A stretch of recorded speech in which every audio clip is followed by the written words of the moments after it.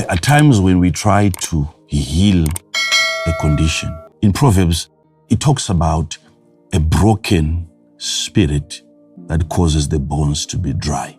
When the spirit is broken. A merry heart doeth good, like a medicine. Yes. But a broken spirit drieth the bones. So when the spirit is broken, what dries up is the what? The bones. The bones. This goes to show that you can then have certain physical afflictions as a result of your spiritual condition. It's a disease that you see reflecting in your body because your spirit is not well.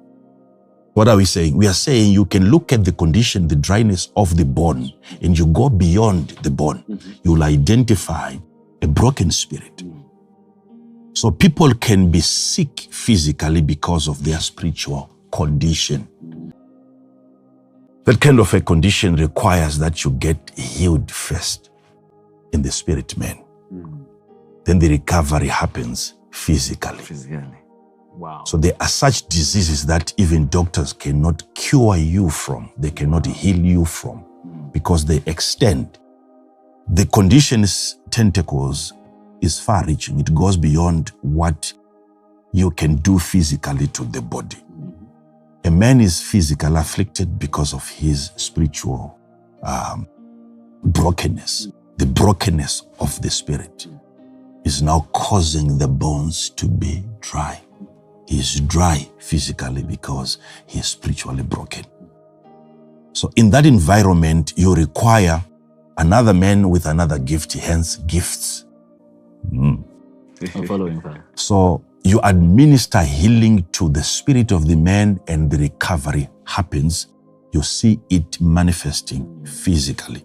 The bone starts to respond to the healing that has occurred. You heal that man at that point, and then he recovers physically.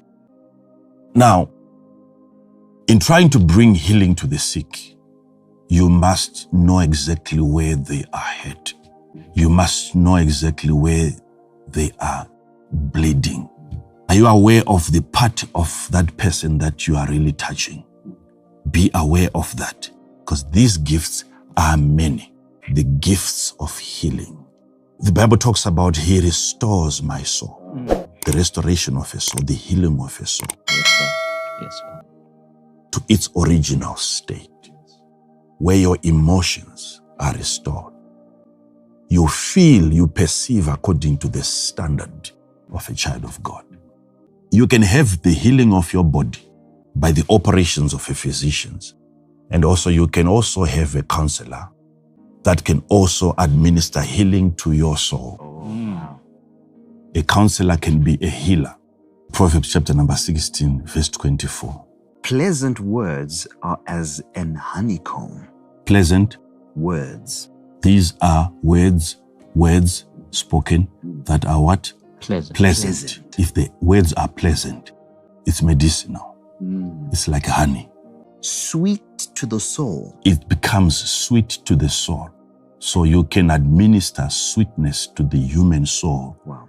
If you know how to deliver words that are pleasant. If you discover that you are gifted in terms of your ability to always find a word in season, you seem to be so relevant. When somebody comes to you with a condition, it's so easy for you to just know what to say.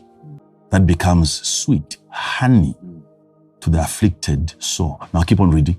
And health to the bones. That becomes health to the bones. So right now I've just shown you another gift that you have.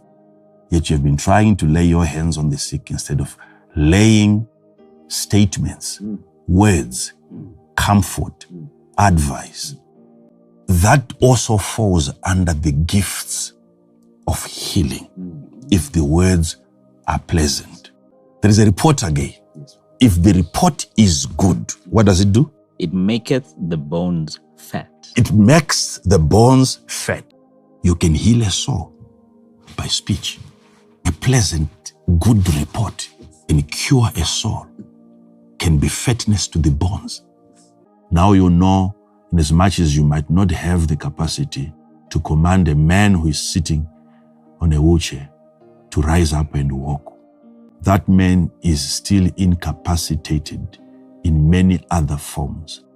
And a good report, a word in season, can help that man recover emotionally. What is there to heal? If a young girl was raped at a very young age, you might not see the wound today, but emotionally, she's still bleeding. Do you have a message? Can you speak and she recovers? You have a gift of healing. You are gifted. Why is it that you can walk into any room and people have hope? That energy that you bring into that environment can be a manifestation of a gift of healing. You are authorized by God to heal not only individuals, but even places. You are healing as you are talking. You are healing as you are talking, as you are addressing masses. Given a chance to stand on the podium and you hold a microphone, healing is occurring. Are you aware of that? Consider yourself gifted. If you can speak and hope is restored, you are a healer. If you can speak and confidence is restored, you are a healer. You speak and there is forgiveness in the atmosphere. You are healing souls. It's a gift. An ability that you carry that falls under the gifts of healing. It could be in a pleasant report form.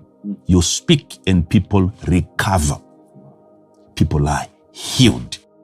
This is just to show you how these gifts of healing are so multiple. So multiple. This is why the church must open its gate wide and allow multiple gifts to function. We have to appreciate all of these gifts. Yes. Child of God, you are a healer. Know it. Wherever you go, we need you. This is the message. This is the word from God, and I want you to take it and believe it